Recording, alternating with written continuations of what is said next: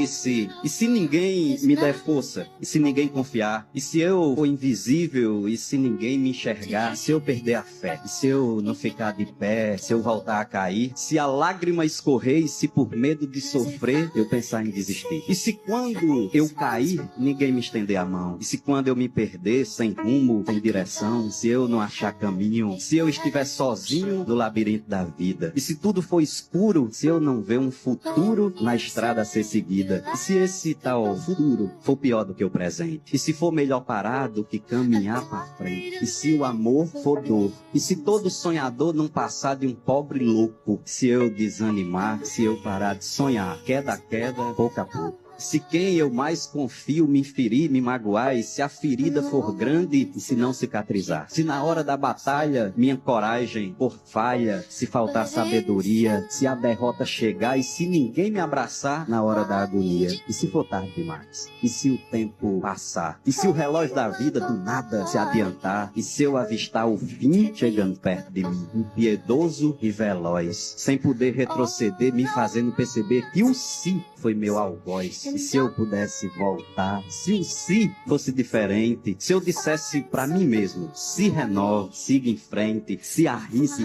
se prepare, se cair, jamais pare, se levante, se refaça, se entenda, se conheça, e se chorar, agradeça cada vez que achou graça. Se desfaça da preguiça, do medo, da covardia, se encante pela chance de viver um novo dia. Se ame e seja amor, se apaixone, por favor, se queira e queira bem, se pegue, se desapegue, se agite e desassossegue, e se acalme também. Se olhe, se valorize e se permita errar. Se dê de presente a chance de pelo menos tentar. Se o si for bem usado, o impossível sonhado pode se realizar.